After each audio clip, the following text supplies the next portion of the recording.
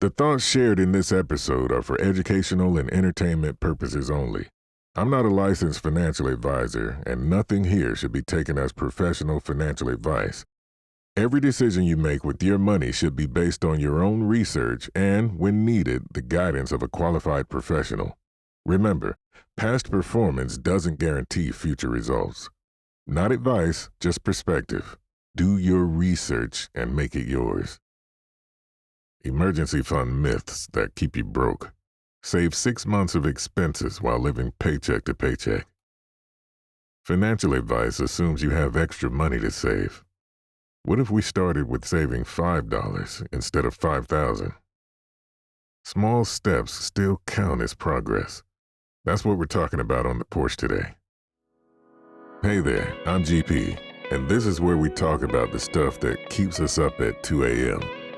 The messy, complicated, beautiful human parts of being a millennial trying to figure it out.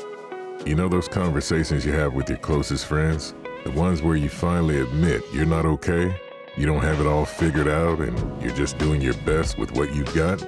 That's what happens here. Whether you're dealing with a brain that works differently, relationships that feel complicated, money that makes no sense, or just trying to take care of yourself in a world that profits from your exhaustion, you're not alone in this. So grab your coffee, find a comfortable spot, and let's get real for a few minutes. This is your reminder that you're not broken, you're not behind, and you're definitely not the only one feeling this way. Welcome to the porch. Let's talk. Ever feel like financial advice is written for someone else? Someone who isn't juggling student loans, rent, and the occasional avocado toast cravings? Today we're pulling back the curtain on emergency fund myths that can actually keep you stuck. The idea of saving 6 months of expenses when you're living paycheck to paycheck can feel like climbing Mount Everest in flip-flops. It's daunting, it's overwhelming, and honestly, it can just make you want to give up. But what if I told you that financial security isn't about a giant leap, but a series of tiny, consistent steps? We're talking about shifting the narrative from all or nothing to any progress is good enough. Let's get real about that safety net, one small win at a time. One of the biggest myths is that your emergency fund has to be perfect from day one. The pressure to have thousands stashed away immediately can paralyze us. Think about it. If someone tells you to save $5,000 and you only have $5 to spare, it feels pointless, right? That's where the myth keeps us broke.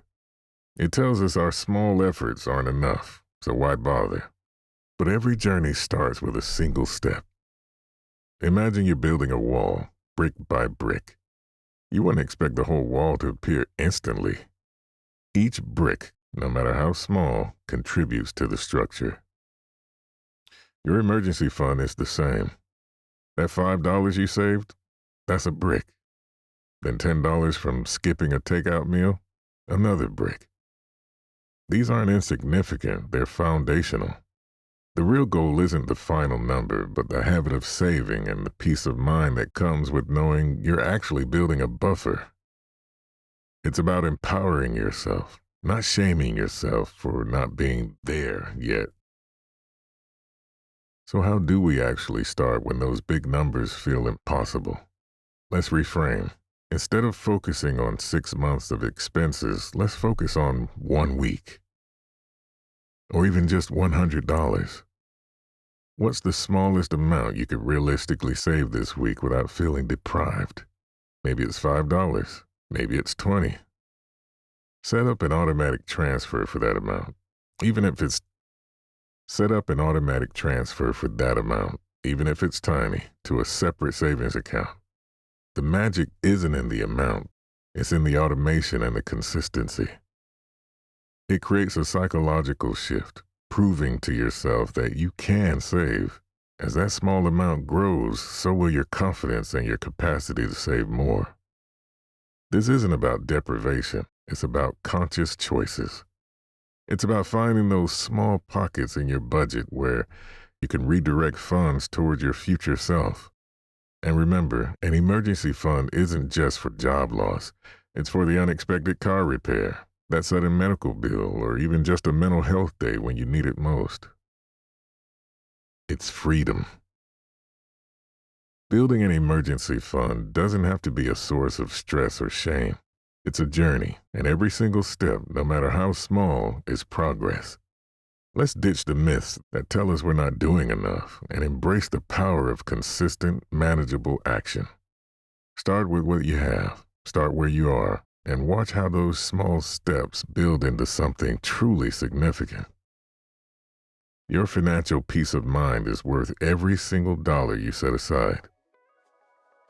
That's what we're talking about on the porch today. Thank you for joining me today on Wisdom from the Porch with GP. I hope our conversation has offered you a moment of reflection, a spark of inspiration, or a practical tool to navigate your journey with greater ease. Make sure to subscribe so you don't miss out on these valuable conversations. Until next time, remember to find your wisdom on the porch. Take good care, and from my heart to yours, keep thriving.